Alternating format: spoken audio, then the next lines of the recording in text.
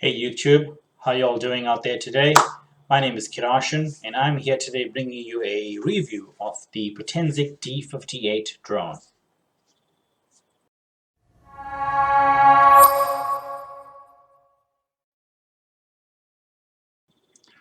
Okay, so I bought this drone about 2 months ago. It's my first drone. I've never flown a drone before or been near one, so you could imagine my excitement in getting this. The reviews were good on this drone. It was well priced. It had a good battery flight time. It had the basic features that I would require for someone who's just starting out on drones.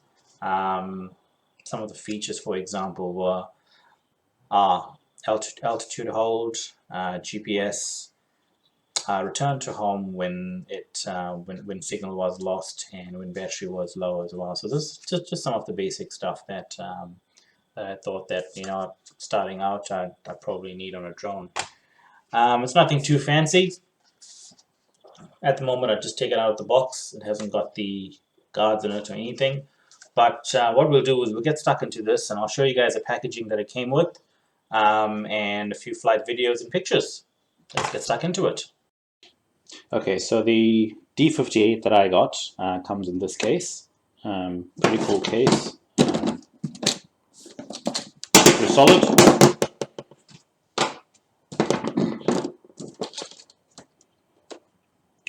Here's your drone, controller, charging cable, extra propellers, props, and guards.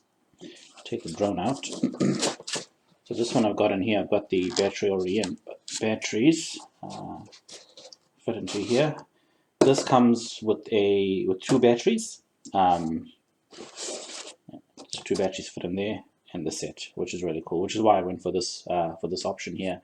The battery itself lasts around maximum 15 minutes, depending on how you fly it, depending on the wind, depending how much work the motors are doing. Let's put that aside for now. We'll take all of these out. This is really cool to have them all in the case. We'll take the battery out as well.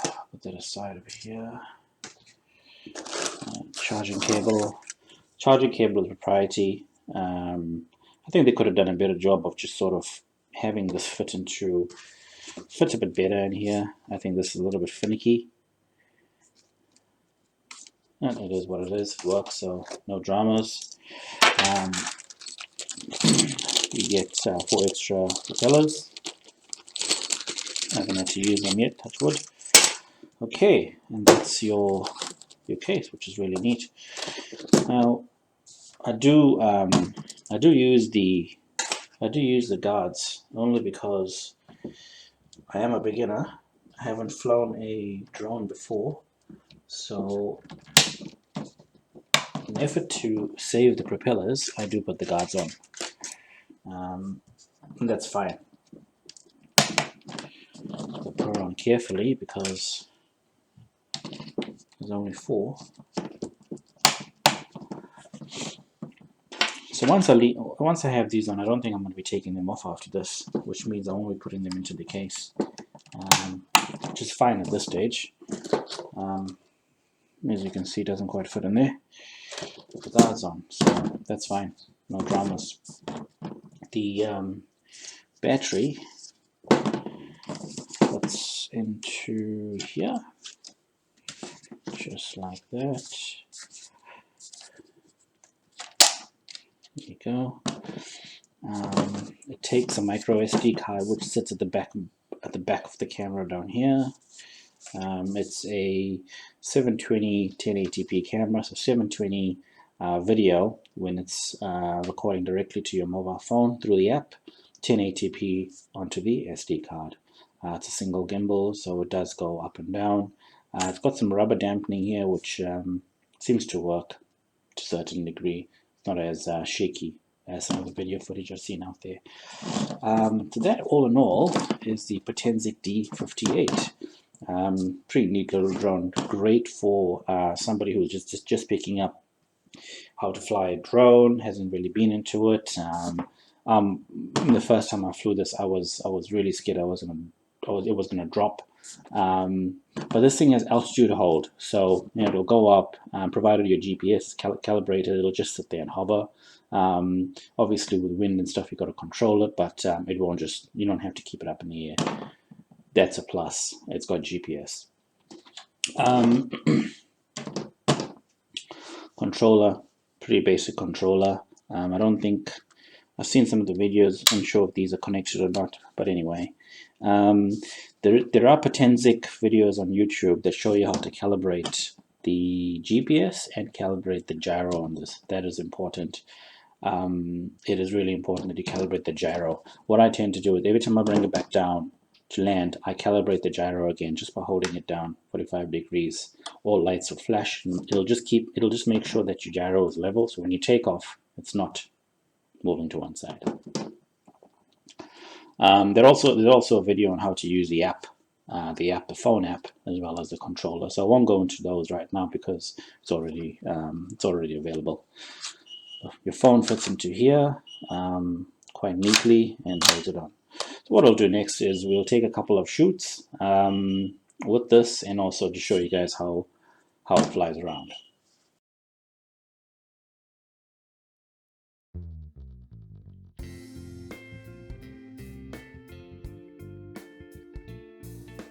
Here's a flight in the afternoon. The weather was pretty cloudy, with the lighting not being too good. Therefore the video quality was not the best. But this is a raw video review to show the real thing, and can be expected from a camera without filters or exposure settings and so on.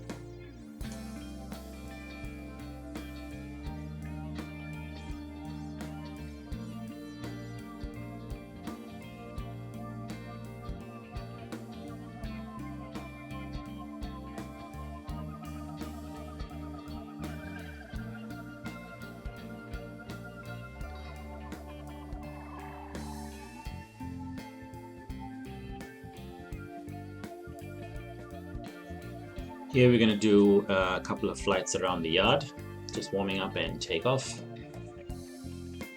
This is on speed level 2. The drone has 3 speed levels. The controller sticks are sensitive, as you will notice on the turns that I'm taking. Tried to manually do a reverse shot. I think it came out okay considering it was all manual and just flying backwards.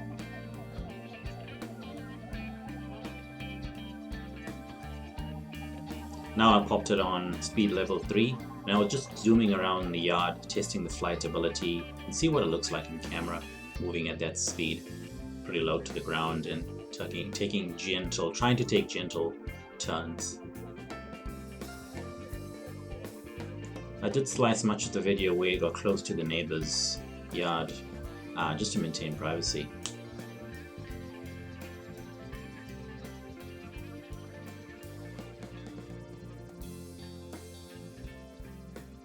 Can be pretty shaky.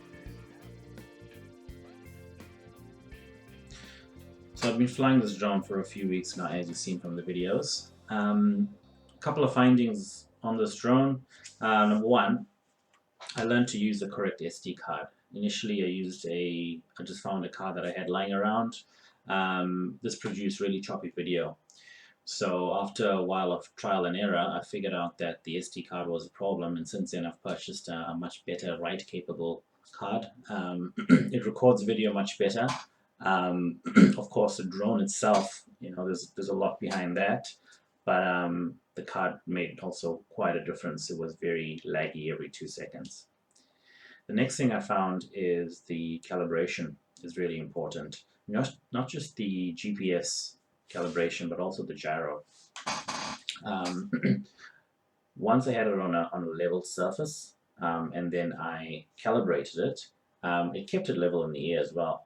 Whereas if I had it on a slope, that's the way it actually flew, or depending on how I calibrated it. So that's really important. That did make the landing quite tricky as well. I did take it up higher than approximately 150 meters. Now, obviously, there's rules and regulations around that. You shouldn't go too high, depending on the regulations in your area. So yeah, that's something you just need to adhere to. Distance, I got it out to just over 500 meters, I think it is. I then called it back home manually, just because I was afraid of losing it, because it got really small in the sky, and I just called it back at that point. I'll probably push it out a bit further when I get a chance again, somewhere where I know that maybe it'll fall and I can go and get it. As you've seen from the pictures and sorry, the video, there's no exposure settings or any filters to actually change it during different lighting.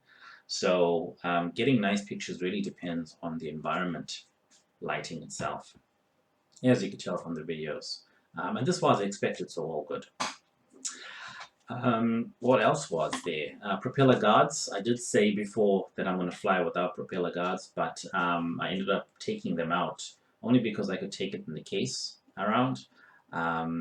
And I'm quite comfortable flying it without the propeller guards now. A couple of times, depending on the surface that you're landing on, it's quite sensitive. If it's on an angle, then flopped over. But by then the propellers were slowing down, so I haven't damaged them yet.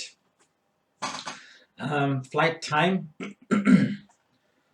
approximately 15 minutes, give and take, depending on what I was doing with it. If I was in speed 1 and 2, I got, about 17, 18 minutes, I would say. And that's with video recording.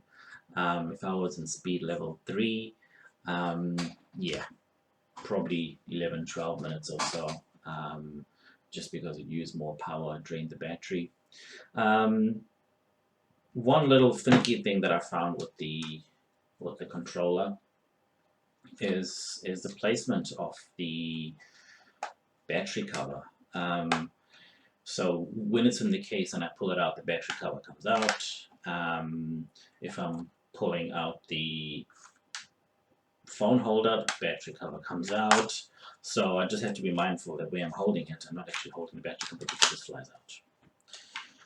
So that was one annoying little bug that I had to get used to over time.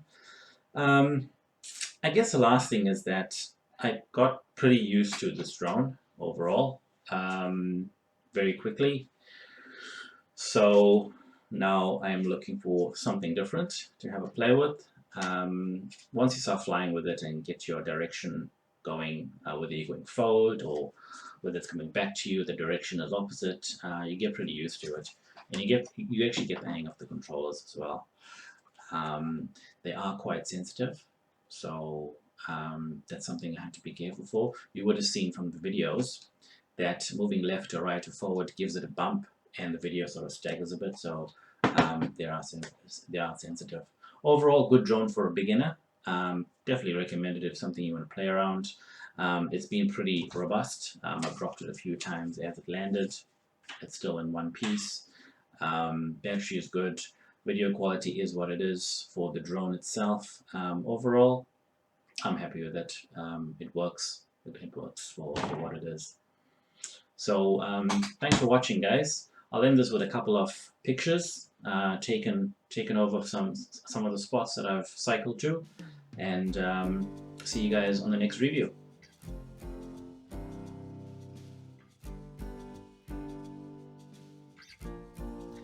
Hey guys, a couple of things I forgot to mention. This is my first review with some level of editing, so feedback is welcome. The other thing is I will be doing more filming and taking pictures with this drone, so I'll pop those onto YouTube. Be sure to check out that, and thanks for checking out my channel.